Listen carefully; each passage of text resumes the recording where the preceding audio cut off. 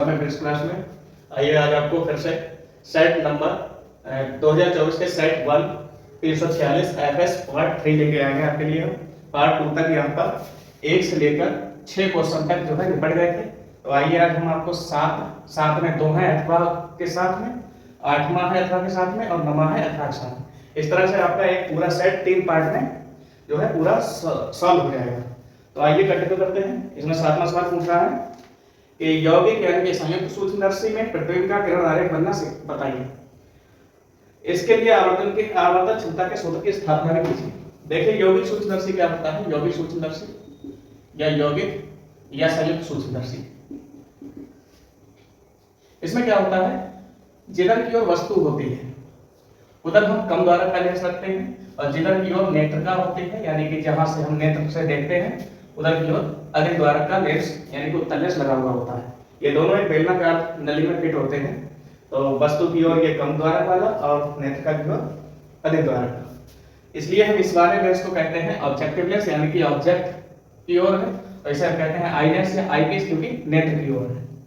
तो इसके लिए जो फोकस दूरी लेंगे हम एफ ओ लेंगे, वस्तु की जो दूरी लेंगे वो यू ओ लेंगे और प्रतिबिंब की जो दूरी लेंगे वो वी ओ लेंगे। क्यों? क्योंकि इधर ऑब्जेक्ट है इसलिए ओ का मतलब ऑब्जेक्ट। इधर इसके लिए जो फोकस दूरी लेंगे हम एफ ई लेंगे और इसी प्रकार वस्तु की दूरी यू ई और प्रतिबिंब की दूरी यू वी ई। क्यों? क्योंकि आई ई बाई ई आई लेंस। ठीक है, तो ये देखते हैं। तो यौगिक सूक्ष्मदर्शी क्या है ये आपको नहीं बताना है क्योंकि इसमें केवल हमसे पूछा गया है किरण आरेख का बनना सीखिए। तो देखिए आपसे ये नहीं पूछा गया है कि किरण आरेख का बनना आप किस स्थिति में बताइए। आप किसी भी स्थिति में बता सकते हैं। हम आपको 2 स्थितियां बताते हैं, एक जब वस्तु स्पष्ट दृष्टि की न्यूनतम दूरी डी पर हो, एक जब वस्तु अनंत पर हो। तो चलिए पहली कंडीशन में हम आपको किरण आरेख का बनना बताते हैं जब वस्तु, ये 7वां सवाल, जब वस्तु स्पष्ट दृष्टि की न्यूनतम दूरी डी पर हो, डी पर देखो तब जो है हमें प्रतिबिंब का बनना बताना है। और दूसरी कंडीशन क्या है, जब वस्तु अनंत पर हो, अनंत पर हो तब हमें इसकी कंडीशन बतानी। चलिए हम दोनों कंडीशन आपको बता देते हैं, फिर दोनों कंडीशन में आवर्तन क्षमता का सूत्र बताते हैं। तो ये कम द्वारक का हमने उत्तल लेंस इस तरफ रखा, ठीक, और यहां से इसका ये मुख्य अक्ष बना दिया। ये अब इसका जो प्रकाशित केंद्र है वो यहां पर होगा। देखिए स्पष्ट दिख रहा है आपको, ठीक नहीं, थोड़ा बड़ा सा चित्र है। चलिए ये बात बताते हैं। सबसे पहले हम एक ही कंडीशन लेके चलते हैं। आप कोई सा भी एक बता देना क्योंकि आपसे दोनों नहीं पूछे, आपसे कोई सा भी एक पूछा। ये कम द्वारक का लेंस हमने रख दिया और इसका ये मुख्य अक्ष बना दिया।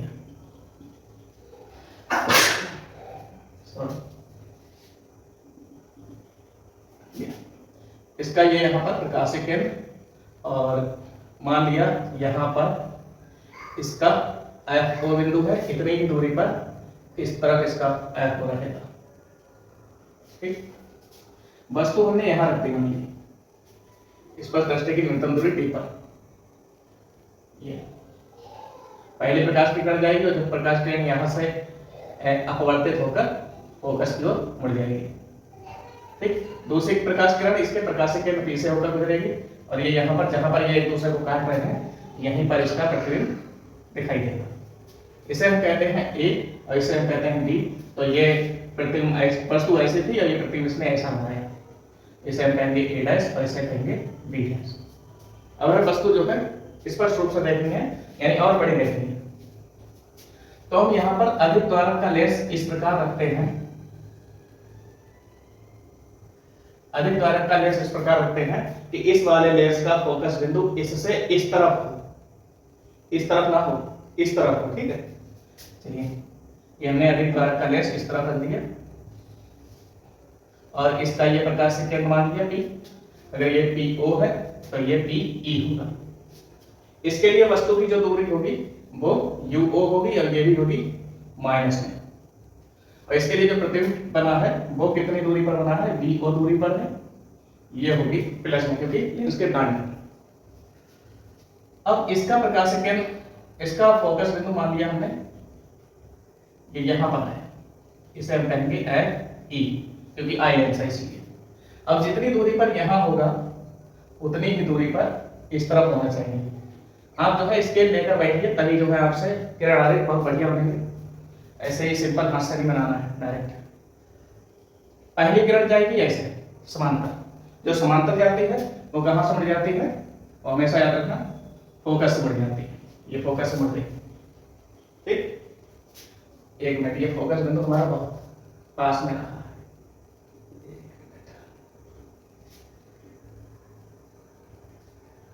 फोकस बिंदु यहाँ पर दिया हमने, ठीक। और जितनी दूरी पर इधर फोकस बिंदु है उतनी ही दूरी पर इधर फोकस बिंदु रहना चाहिए। यहाँ पर कहीं पर हमने फोकस बिंदु एट ई मान दिया, इधर भी रखी है। तो पहली किरण यहाँ से समांतर जाएगी और समांतर जाके यहाँ फोकस से मुड़ जाएगी। दूसरी किरण जाती है इसके प्रकाशिक केंद्र पी से। अब ये देखिए आप, किरणें आपस में फैलते हुए दिखाई दे रही हैं हल्की सी। स्केल होती तो जो है बहुत बढ़िया प्रतिबिंब बनता। तो इस दोनों किरणों को, इन दोनों किरणों को यहाँ पर ऐसे करके आप ऐसे मिला लेंगे। जहां पर ये मिलते हुए प्रतीत हो रही हैं, बस यही इस वस्तु का बड़ा प्रतिबिंब होगा, जैसे हम कहते हैं A डबल डैश और ये हो जाएगा B डबल डैश। अब प्रतिबिंब कहाँ बन रहा है, हमें कहाँ पर देखना है आंखों से? प्रतिबिंब हमें देखना है स्पष्ट दृष्टि की न्यूनतम दूरी D पर देखना है। तो ये जो दूरी होगी ये BE तो लेंगे, लेकिन ये इस लेंस के बाईं ओर है तो इसलिए ये माइनस कर लेंगे, माइनस कर लेंगे। और एक चीज और है, स्पष्ट दृष्टि की न्यूनतम दूरी D पर बन रहा है। D का मतलब क्या है? 25 सेंटीमीटर। स्वस्थ नेत्र की आंख की न्यूनतम दूरी कितनी होती है? 25 सेंटीमीटर।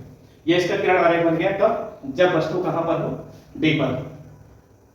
ठीक है, ये आप किरण आरेख बना लीजिए आराम से। अच्छा, इसके लिए ये जो होगी ये वस्तु कहलाएगी, तो इसे हम कहेंगे UE, ये होगी। ठीक, अब हमसे हम पूछता है लेंस की लंबाई क्या है।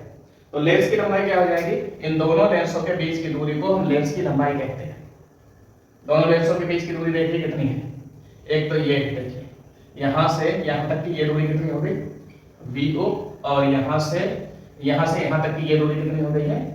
UE। तो इन दोनों के बीच की दूरी ये हो गई, इसे हम कहते हैं लेंस की लंबाई। तो आइए इसमें रेखीय आवर्धन बताते हैं। रेखीय आवर्धन क्या होता है?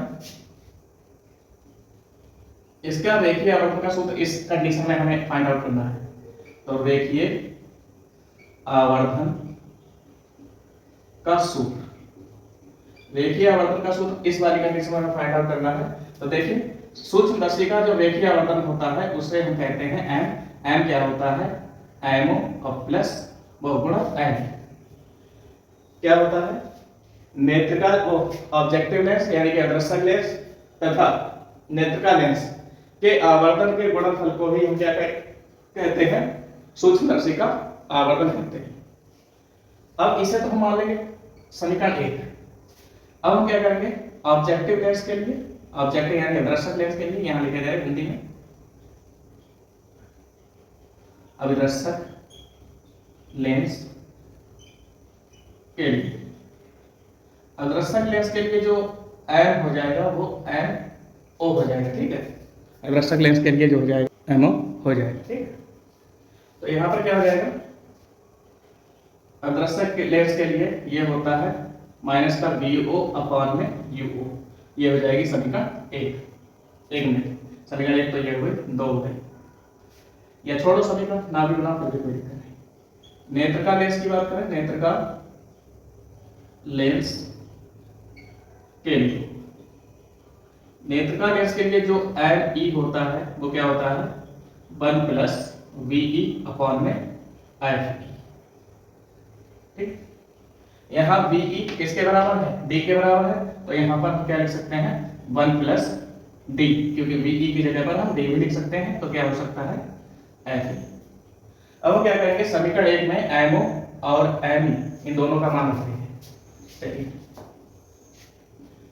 समीकरण 1 से तो हमारे पास जो सूक्ष्मदर्शी का रेखीय आवर्धन आएगा, MO की वैल्यू हमने ये रखी, क्या आएगी? माइनस का VO अपॉन में UO और ये 1 प्लस VE अपॉन में FE। ये होती है इसके रेखीय आवर्धन के लिए, ठीक है, इसका फार्मूला होता है, ठीक।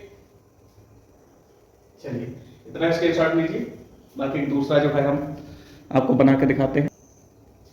इसमें देखिए क्या करना है, केवल में इस लेंस की स्थिति यही रखनी है, केवल ये लेंस हमें इस तरह से खिसकाना है इधर कि इसका जो फोकस है ये एफ ही, इसके फोकस एफ ओ पर भी आ जाए, यानी दोनों का फोकस एक ही बिंदु पर आ जाए। तो चलिए हम क्या करते हैं, इस लेंस को धीरे धीरे इधर की ओर खिसकाते हैं। हम इधर की ओर खिसकाएंगे तो ये एफ ई जो है धीरे धीरे धीरे इधर की ओर खिसक आएगा। इधर खिसक आएगा तो अगर किरणें समांतर चली जाए तो प्रतिबिंब जो है हमें कहाँ मिलेगा, एक मिनट आप लिख लेना। शुरुआत में उसमें फर्स्ट वाले में क्या लिखेंगे, जब प्रतिबिंब कहाँ प्राप्त हो, डी पर प्राप्त हो, और इसमें क्या लिखना है, जब प्रतिबिंब कहाँ प्राप्त हो, अनंत पर प्राप्त हो। तो चलिए अनंत पर प्राप्त करने के लिए हमें क्या करना है, प्रकाश की किरणें समांतर जाते हुए दिखाई देनी चाहिए। चलिए देखते हैं। तो इस वाले को नहीं छूना है, केवल ये वाला जो है देखते हैं क्या करते हैं। इससे जो चीजें प्राप्त हुई हैं हम केवल उन्हीं चीजों को मिटाना है।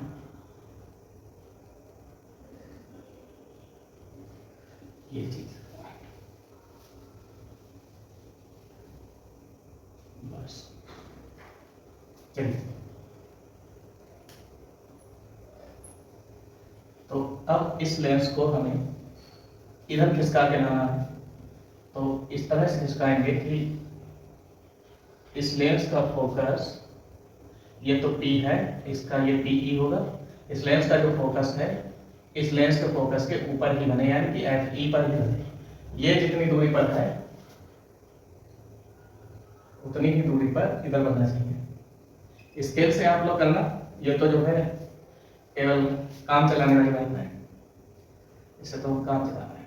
पहली कट जाएगी समांतर, और जो समांतर जाती है वो कहाँ से मिल जाती है, फोकस से मिल जाती है। दूसरी कट ये ऐसे जाएगी,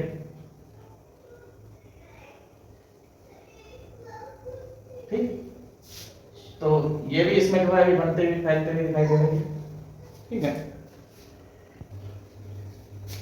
आइए फिर से देखिए, यहाँ क्या कर सकते हैं, ये ऐसे समांतर जाते हैं, ठीक। आप स्केल से बनाएंगे तो समांतर जाएंगे। तो आप देखते हैं कि ये समांतर जाते हुए दिखता है, तो इसे हम कहते हैं अनंत, ठीक है। अब उस समय में क्या बताया था कि इसका जो रेखीय आवर्धन होता है सूक्ष्मदर्शी का, रेखीय आवर्धन M बराबर होता है अवदर्शक लेंस का आवर्धन और नेत्रिका लेंस के आवर्धन के गुणनफल को हम क्या कहते हैं, रेखीय आवर्धन कहते हैं। यहाँ पर हमने NO बराबर क्या बताया था, माइनस का V अपॉन UO बताया था। समीकरण 1 मान लो, या ना मान लो, इसे 1 मान लो। और ME क्या बताया था हमने, 1 प्लस VE और प्लस अपॉन में FE। इसमें क्या करना है, केवल ये 1 नहीं लेना है। अब इन दोनों के गुणनफल को समीकरण 1 से हम क्या करेंगे, समीकरण 1 से ये M बराबर इसका मान रखते हैं VO अपॉन में UO VE अपॉन में FE। ये रेखीय आवर्धन के लिए इसका अनंत दूरी के लिए सूत्र हो जाएगा, ठीक है। तो आप केवल एक ही प्रकार का बना सकते हैं। अगर आपसे कहे कि अनंत पर बनाना है तो ये आप निकाल दें, अगर कहे इस पर दृष्टि की न्यूनतम दूरी पर बनाइए तो आप इससे पिछले वाला बना देंगे, ठीक है। आइए अब अगला देखते हैं, अगला क्या लिखा है, चलिए देखते हैं। अगला बोल रहा है साथ में का अथवा है, ठीक है, साथ में का अथवा। कहा है किसी परिपथ में एक प्रत्यावर्ती वोल्टेज V समीकरण, यानी कि V की जो वैल्यू है वो दे रखी है 40 sin 100 पाई t, ये दे रखी है, ठीक है। आप यहाँ पर t जो है सेकंड में है, चलिए ठीक है। समय वोल्टता यानी कि टीवी ग्राफ उचित पैमाने पर एक पूरे चक्र के लिए बनाइए। वोल्टेज का वर्ग मान मूल मान भी ज्ञात कीजिए। आप जो है अपने अनुसार में पढ़ते रहें। तो इस वाले समीकरण की तुलना हम क्या करेंगे, ये समीकरण 1 मान लो, तो हम क्या करेंगे, समीकरण 1 की तुलना V बराबर V0 sin ओमेगा t से करने पर, इससे समीकरण की तुलना करेंगे तो यहाँ पर हमारे पास V0 के स्थान पर क्या आएगा, 40 वोल्ट आएगा, 40 वोल्ट। और ओमेगा के जगह पर क्या आएगा हमारे पास 100 पाई। अब आप लोग जानते होंगे कि ओमेगा बराबर 2 पाई एफ होता है, तो यहाँ से हम क्या लिख सकते हैं 2 पाई एफ इज इक्वल टू 100 पाई। यहाँ पाई से पाई कट जाएगा, 2 50 100 हो जाएगा, ये हो जाएगा 50 हर्ट्ज। अब हमें क्या करना है, पहले आवर्तकाल निकालना है। आवर्तकाल टी बराबर क्या होता है, आवृत्ति के व्युत्क्रम को ही हम क्या कहते हैं, आवर्तकाल कहते हैं। या एक सेकंड, एक चक्र में जो समय लगता है उसे हम कहते हैं आवर्तकाल। इसे जब हम भाग देंगे इतना सेकंड है, ठीक है। अब हमें क्या बताना है, इनका ग्राफ बताना है, तो इसे हम कहेंगे टीवी ग्राफ। यही हमसे पूछ रहा है सवाल। और पूरे कितने के लिए, एक चक्कर के लिए, एक चक्कर के लिए, एक चक्कर के लिए पूछ रहा है। चलिए देखते हैं, यहां पर हम इसका इधर के लिए जो है समय सेकंड में जो है बताएंगे, और इधर के लिए हम वोल्ट का बताएंगे वी किस में बताएंगे, वोल्ट में, ठीक है, वोल्ट में बताएंगे। तो एक सेकंड मतलब एक चक्कर के लिए, एक चक्कर में कितना समय लग रहा है, यहां से यहां तक जो समय लग रहा है वो 0.02 सेकंड, और यहां से आधा जो समय लगेगा वो कितना लगेगा 0.01, इससे आधा, और यहां पर क्या लगेगा 0। तो हम इसके लिए एक चक्कर के लिए यहां से यहां तक ये जाएगा, ये आधा चक्कर जाएगा, और आधा चक्कर इससे नीचे की, क्योंकि प्रत्यावर्ती धारा जो है इस प्रकार से चलती है। तो ये इसका ग्राफ बन गया। इधर के लिए समय सेकंड में बताना, इधर के लिए विभव वोल्ट में बताना है, ठीक है।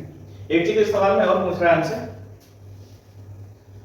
ये पूछ रहा है कि इसके लिए आवर्तन क्षमता नहीं, तो अथवा मान है वोल्टेज के वर्गमात्र मूल मान। अच्छा, वोल्टेज का वर्गमात्र मूल मान भी ज्ञात करना है, तो इसके लिए हम कहां पर, यहां पर निकाल लेते हैं। तीसरा इसका खंड है, इसके बाद लिखना है आपको वोल्टेज का वर्गमात्र मूल मान। ये क्या होता है, Vrms बराबर होता है V0/√2। तो Vrms की जो वैल्यू आ जाएगी V0 की जगह पर हमारे पास क्या है 40, और ये √2 पहले से ही है।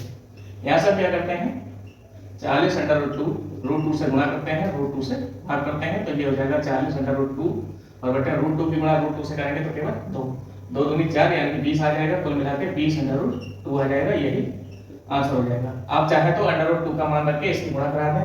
√2 का मान ये होता है 1.414, और √3 का मान लिख लेना आप 1.732, ये √3 का मान होता है। चलिए इससे आगे 8वां सवाल देखते हैं क्या कह रहा है। चलिए हमसे पूछा गया है चुंबकत्व का परमाणविक मॉडल किसे कहते हैं। इसके आधार पर अनुचुंबकीय, चुंबकीय और लौह चुंबकीय पदार्थों का वर्गीकरण कीजिए और उसका एक एक उदाहरण दे दीजिए। तो सबसे पहले हमने इसका पहला जो खंड पूछा है वो हमने यहाँ पर लिख दिया है पहले से ही।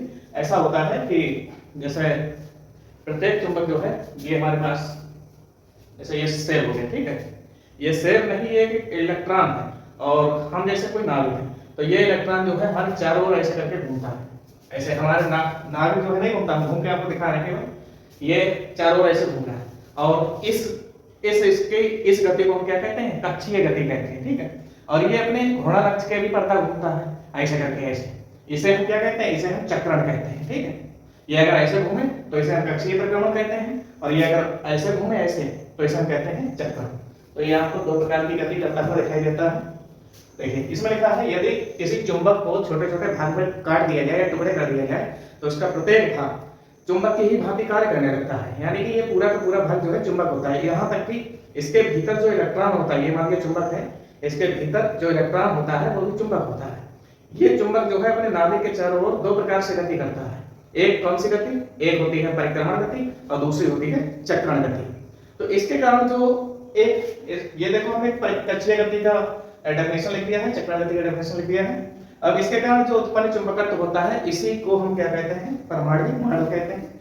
ये आपने जो है नाभिक के चारों ओर इलेक्ट्रॉन रख दिया है, तो ये इस प्रकार की जो गति करेगा इसे हम कहेंगे इसकी परिक्रमण गति, और ये अपने धुरी के अक्ष के परता जो घूमता है इसे हम कहते हैं चक्रण कहते हैं, ठीक है। तो ये आप लिख लेना। इसके बाद जो है हमसे पूछा है अनुचुंबकीय, प्रतिचुंबकीय और लौह चुंबकीय, ठीक है। चलिए यहाँ पे स्क्रीनशॉट ले लें, इससे जो है आपको किसी भी प्रकार की समस्या ना हो। ये सारे के सारे मॉडल हल कर लीजिए, जिससे जो है परीक्षा देते समय आपको ये अनुभूति ना हो कि हमने ये पहली बार पेपर देखा है। आप ऐसे 6-7 हल कर दीजिए, आपको बहुत आसान है। तो देखिए, चुंबकीय पदार्थों का वर्गीकरण, आप ये हेडिंग डाल के लिख देना, चुंबकीय पदार्थों का वर्गीकरण। तो ये 3 प्रकार से वर्गीकरण है। नंबर 1 अनुचुंबकीय पदार्थ, और नंबर 2 प्रतिचुंबकीय पदार्थ, और नंबर 3 लघु चुंबकीय पदार्थ, लघु चुंबकीय पदार्थ। चलिए, अनुचुंबकीय क्या होते हैं, प्रतिचुंबकीय क्या होते हैं, लघु चुंबकीय क्या होते हैं, ये सब हम आपको अभी बता देते हैं। जैसे यहाँ पर कहीं पर ये चुंबक है, या ये अनुचुंबकीय पदार्थ हमने रख दिया, यहाँ पर ये अनुचुंबकीय पदार्थ रख दिया। अभी हम चुंबक लाएंगे इसके पास, ठीक है। तो ये जब चुंबक लाएंगे तो ये अनुचुंबकीय पदार्थ जो है इसकी तरफ ऐसे हल्के से विक्षेपित रहेगा, यानी कि वे पदार्थ जिन्हें चुंबकीय क्षेत्र में रखने पर वे चुंबक की ओर हल्के से यानी मामूली से विक्षेपित हो जाते हैं। ऐसे पदार्थों को हम क्या कहते हैं, अनुचुंबकीय पदार्थ कहते हैं। लेकिन प्रतिचुंबकीय पदार्थ में क्या होता है, यहाँ पर हमने प्रतिचुंबकीय पदार्थ रख दिया, ये हम चुंबक इसके समीप लाए तो ये हल्के से इधर की ओर यानी पीछे की ओर जाती है। इसकी डेफिनेशन क्या है, जब किसी प्रतिचुंबकीय पदार्थ को चुंबकीय क्षेत्र में रखते हैं तो वह चुंबक के क्षेत्र की दिशा के विपरीत दिशा में मामूली से विक्षेपित हो जाती है। लेकिन अगर हम लघु चुंबकीय पदार्थ ऐसे रखते हैं, यहाँ पर चुंबक लाते हैं तो ये तेजी से इसकी ओर आकर्षित हो जाता है। ऐसे पदार्थों को हम क्या कहते हैं, लघु चुंबकीय पदार्थ कहते हैं। तो क्या लिखते हैं, वे पदार्थ जिन्हें चुंबकीय क्षेत्र में रखने पर वे मामूली से क्षेत्र की दिशा में विक्षेपित हो जाते हैं, विक्षेपित हो जाते हैं, ठीक। इसमें क्या लिखेंगे, वे पदार्थ जिन्हें चुंबकीय क्षेत्र में रखने पर वे मामूली से क्षेत्र की विपरीत दिशा में विक्षेपित हो जाते हैं, ठीक। इसमें क्या करना, वे पदार्थ जिन्हें चुंबकीय क्षेत्र में रखने पर क्षेत्र की दिशा में तेजी से विक्षेपित हो जाते हैं, ठीक है। तो इसका उदाहरण क्या हो जाएगा, उदाहरण पूछा है, तो इसका उदाहरण क्या हो जाएगा, जैसे प्लेटिनम हो गया, ठीक है, बिस्मथ हो गया, ठीक है, इत्यादि, इतने का होता है, ठीक है। और फिर क्या है, प्रतिचुंबकीय के लिए क्या हो जाता है, जैसे हमारे पास जितने भी धातु हैं, जैसे सोना हो गया Au और सिल्वर हो गया, ये सब etc। लघु चुंबकीय क्या है, आयरन है, कोबाल्ट है, निकेल है, ये सब, ठीक है। ये इसके उदाहरण लिख देना एक, और कुछ नहीं, बस ये हो जाएगा। लिखा है कि एक प्रकाश किरण प्रिज्म n = √3 यानी कि प्रकाश का अपवर्तन जो है अपवर्तनांक दिया रखा है में गुजरने पर न्यूनतम विचलित होती है, ठीक है। यदि इस किरण के लिए आपतन कोण I का मान जो है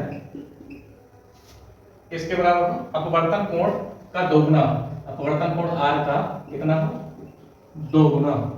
कहने का मतलब ये है I = 2R के, ठीक है। ये दिया रखा है इस बार। तो प्रिज्म कोण होता है A, इसका मान ज्ञात करना है, तथा अपवर्तन कोण यानी कि R, इसका मान ज्ञात करना है। चलिए एक फार्मूला हम लोगों ने पढ़ रखा है कि R बराबर क्या होता है A बटा 2, ठीक है। तो यहाँ से हम क्या कर सकते हैं, A बराबर किसके लिख सकते हैं 2R के, और चूंकि 2R किसके बराबर, ये देखिए 2R I के बराबर है, तो यहाँ से हम क्या लिख सकते हैं A बराबर I। अब क्या करेंगे, एक और सूत्र देखते हैं, स्नेल का नियम साइन I बटे में साइन R। यहाँ से मान लेते हैं √3 साइन I की जगह पर हम लिख देंगे, क्या लिख सकते हैं, I की जगह पर A लिख सकते हैं क्योंकि यहाँ लिखा है, और R की जगह पर हम क्या लिख सकते हैं A बटा 2, R की जगह पर हमने लिख दिया है A बटा 2। चलिए अब शायद आपने सूत्र पढ़ा हो कि साइन A बराबर क्या होता है 2 साइन A बटा 2 इंटू में cos A बटा 2, इसलिए यहाँ पर क्या आ जाएगा √3 ऐसा ही रहेगा, यहाँ पर साइन A की जगह पर क्या आ जाएगा 2 साइन A बटा 2 इंटू में cos A बटा 2, फिर बटे में ये क्या आ जाएगा साइन A बटा 2, साइन A बटा 2 से साइन A बटा 2 कट जाएगा, ये दो गुणा में है इधर cos के, ये इधर आएगा तो क्या हो जाएगा √3 बटा 2, ये cos A बटा 2। यहाँ से अगर हम देखेंगे cos A बटा 2 √3 बटा 2 किसमें होता है मान cos में, ये शायद होता है cos 30 का होता है √3 बटा 2।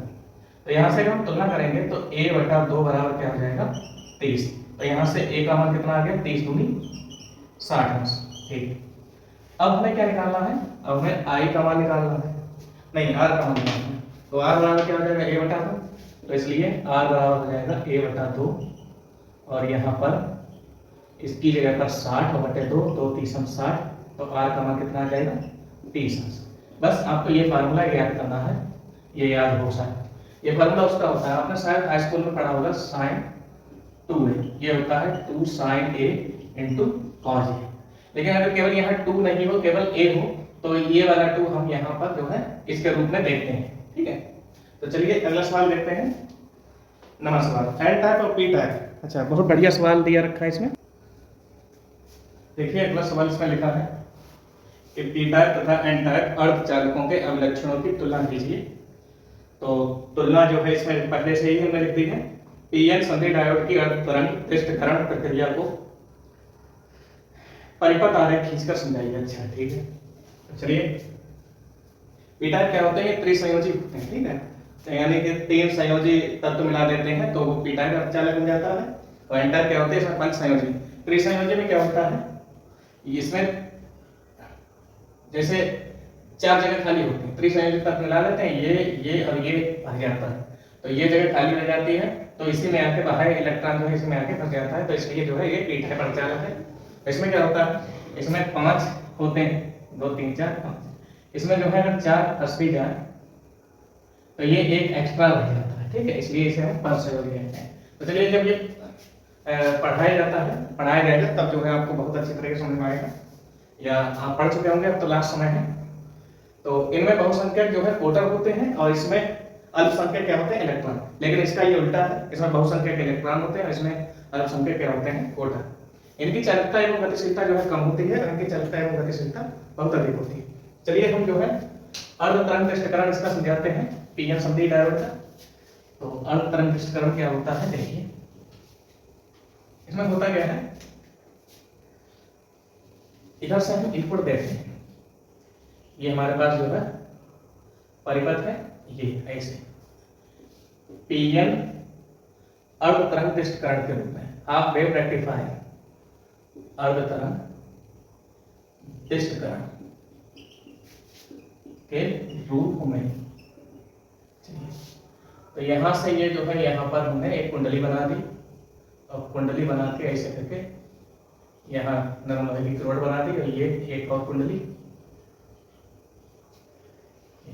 ऐसे करके यहाँ एक हमने लोड प्रतिरोध RL जोड़ दिया, ये यहाँ से हमने आउटपुट इसे दे दिया, इसे हम कहते हैं RL, ठीक है। अब यहाँ से हम लोग इनपुट देते हैं, ये हो गया यहाँ से इनपुट, और इधर से हमें मिलता है यहाँ पर आउटपुट। आउटपुट देखते हैं कैसे कैसे मिलेगा, देखिए। तो यहाँ से जब हम इनपुट देंगे, इनपुट प्रत्यावर्ती धारा ऐसे ही तो जाती है ऐसे, तो पहले इसका हाफ चक्कर ये लगेगा, तो हाफ चक्कर जब ये लगेगा तो यहाँ ऊपर के लिए प्लस होगा और नीचे के लिए क्या होगा माइनस। और ध्यान समझना, तो यहाँ से प्लस, लेकिन हम यहाँ क्या करते हैं पीएन संधि डायोड लगा देते हैं। पीएन संधि डायोड ये हमने यहाँ पर एक लगा दिया, ठीक। तो ये प्लस है, यहाँ पर ये वाला भी क्या है, ये वाला है पी और ये वाला क्या है एन। तो यहाँ से ये प्लस इस प्लस को धक्का देगा आगे की ओर, ये इलेक्ट्रॉन की ओर जाएगा, इलेक्ट्रॉन की ओर जाने के बाद यहाँ से ये विद्युत धारा क्रिएट कर देगा। तो हमें यहाँ पर जो धारा मिलेगी वो प्लस के रूप में प्राप्त होगी। लेकिन जब हम आधा चक्कर ये यहाँ से पूरा कराते हैं तो आपकी ये वाला माइनस हो जाएगा, ये वाला प्लस हो जाएगा। जब ये माइनस हो जाएगा तो यहाँ पर कोटर जो होते हैं वो होते हैं धनावेशी। ये धनावेश कोटर इसकी तरफ आकर्षित होंगे और इलेक्ट्रॉन की तरफ ये जाएगा ही है। जब ये इधर के लिए जाएगा ही नहीं तो यहाँ पर कोई धारा हमें मिलेगी ही नहीं, ये खाली जगह जाएगी। फिर से अगले चक्कर में ये अगला चक्कर फिर से प्लस लेगा, तो यहाँ पर अगला चक्कर फिर से प्लस होगा और यहाँ पर आपकी क्या होगा, ये माइनस होगा। तो आपकी प्लस वाले को धक्का देंगे, आगे इलेक्ट्रॉन समझेंगे तो हमें धारा ये मिलेगी। फिर से आधे चक्कर में फिर से वही कहानी, ये धारा नहीं मिलेगी।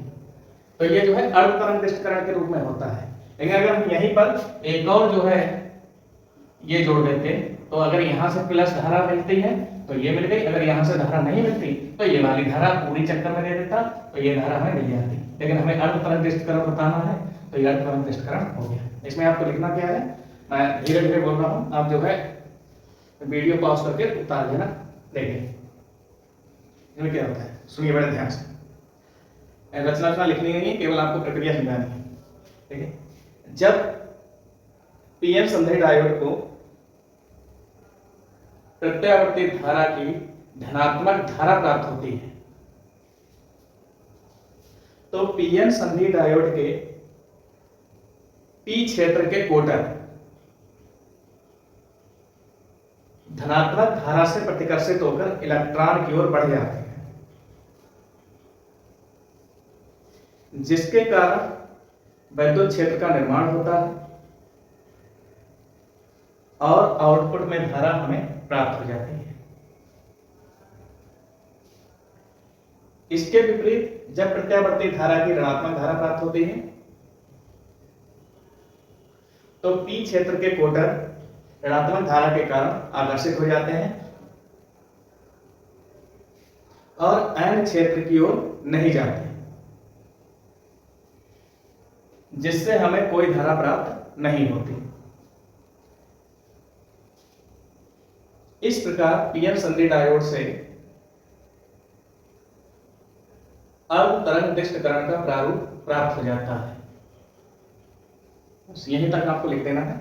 जैसे आपको जो है पीएन संधि डायोड का एक उदाहरण बताएं, जैसे अभी दीपावली निकल गई थी, दीपावली पे जो लाइटें जो है टिमटिमाती हुई दिखाई दे रही थी, तो उसमें ये पीएन संधि डायोड जो है लगा देते थे अर्ध तरंगिष्टकरण। जब जो है धारा जा रही है तो ये जल रहा है, जब धारा ऋणात्मक जा रही है तो ये बुझ जा रहा है, बल्ब बुझ जा रहा है, तो टिम टिम टिम होते रहते हैं। ये वही जो है प्रारूप इसी के कारण जो है होता रहता है। चलिए अगला जो है हम देखते हैं इसका अथवा वाला पार्ट।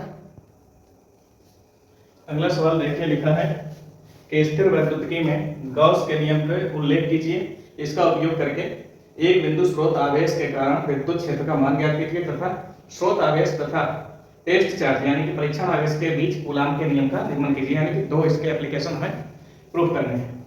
तो चलिए सबसे पहले लिखा है, देखिए गॉस का नियम क्या होता है, किसी बंद पृष्ठ से होकर गुजरने वाला कुल वैद्युत फ्लक्स पाई ई उस पृष्ठ से बद्ध आवेश Q का 1/ε0 गुना होता है। क्या है, किसी बंद पृष्ठ से होकर गुजरने वाला कुल वैद्युत फ्लक्स उस पृष्ठ से बद्ध आवेश Q का 1/ε0 गुना होता है। यहाँ पर हम Q ऐसे लिख दें, की जगह पे गुणा 1/ε0, इसकी गुणा इससे कर देंगे तो Q/ε0।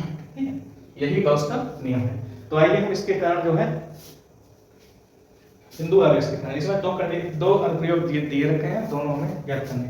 तो सबसे पहले क्या है, बिंदु आवेश के कारण, इसी का उपयोग करके बिंदु आवेश के कारण वैद्युत क्षेत्र की तीव्रता ज्ञात करनी। ठीक है, ये पहली हेडिंग डाल देंगे जिस प्रकार से इन्होंने कहा है। देखिए एक हम जो है ऐसे कोई प्रश्न बना रहे हैं, इसका ये बिंदु O है और यहाँ पर +2 आवेश रखा है। इससे r दूरी पर स्थित कोई बिंदु क्या है, P है, जहाँ इसका क्षेत्रफल अवयव क्या है, डीए है, जिसकी दिशा, इसका क्षेत्रफल सदिश कहाँ की ओर है, बाहर की ओर, यहीं पर क्या है, ई है। तो चलिए इसके कारण जो है हम निकालते हैं बिंदु P पर वैद्युत क्षेत्र की तीव्रता। तो देखिए बिंदु P पर डीए के कारण वैद्युत फ्लक्स डीए के कारण क्या हो जाएगा, D phi E into D, ये होता है। अगर ए के कारण होता तो फाई ई होता, लेकिन डीए के कारण है तो डी फाई ई। ठीक है, चलिए यहां से हम क्या करेंगे, वेक्टर हटाते हैं और ये cos थीटा लगा देते हैं, cos थीटा। अब क्या करेंगे, जो कि cos थीटा में जीरो क्यों हो जाएगा, क्योंकि वैद्युत क्षेत्र और इसकी दिशा जो है एक समान है। अगर आप जो है कोई ऐसा प्रश्न लेते हैं तो हम पहले से ही इसकी जो है दिशा एक समान रखते हैं, इसलिए जो है यहाँ पर थीटा का मान क्या हो जा रहा है, जीरो हो जा रहा है। तो यहाँ पर हम थीटा का जब मान जीरो रखेंगे तो cos जीरो की जो वैल्यू होती है वो क्या होती है, एक। तो यहाँ हो जाएगा e into D, cos zero value क्या होती है, एक होती है। ठीक है, यहाँ से हम क्या करते हैं, या ये विधि रहने दो, इस विधि से हम करा लेने दो, नहीं तो आप लोग कहेंगे। ठीक, ऐसे करें तो cos थीटा ऐसे है। अब हम क्या करेंगे, संपूर्ण फ्लक्स अगर निकालेंगे, संपूर्ण क्षेत्र ए के लिए, संपूर्ण क्षेत्र ए के लिए क्या हो जाता है, फाई ई निकालेंगे और फाई ई जो हो जाएगा वो डी फाई ई का समाकलन करेंगे। इसका मान रख दो ई इंटू डी ए, और फिर साथ में क्या हो जाएगा cos थीटा। अब क्या हो जाएगा, इसके बाद देखो यहाँ पर, पहले आप इतना स्क्रीनशॉट लीजिए, उसके बाद जो है हम आपको बताना है।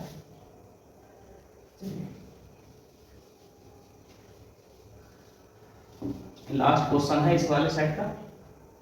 तो इसके बाद देखिए फाई ई बराबर क्या हो जा रहा है, ई इंटू ए, एक मिनट, अच्छा ये समाकलन कराई नहीं,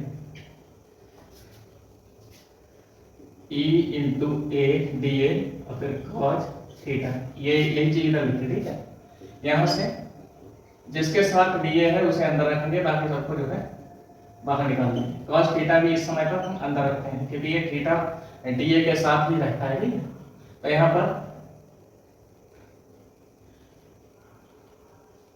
एक काम करो, अच्छा cos थीटा बाहर निकालो, cos थीटा हमने बाहर निकाल दिया, अंदर क्या बचेगा, केवल डी ए।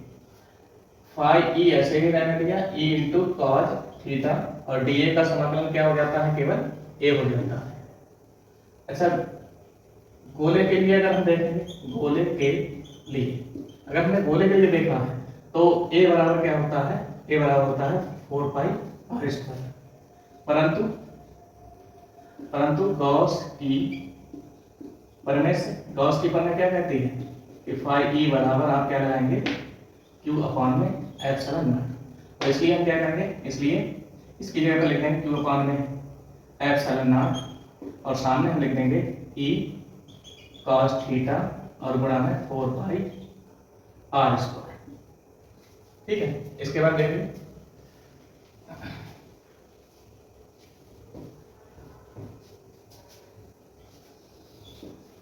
यहां से हम क्या करेंगे, केवल ई की वैल्यू देखेंगे। ई की वैल्यू क्या रहेगी हमारे पास, क्यू अपॉन एप्सिलॉन नॉट ऐसे ही रहेगा, ये सारी चीज ये इधर आ जाएगी, तो ये हो जाएगा क्या आ जाएगा नीचे 1/4 pi r square into cos theta. अब यहाँ से अगर ई की वैल्यू निकालेंगे तो 1/4 पाई एप्सिलॉन नॉट क्यू बटा आर स्क्वायर।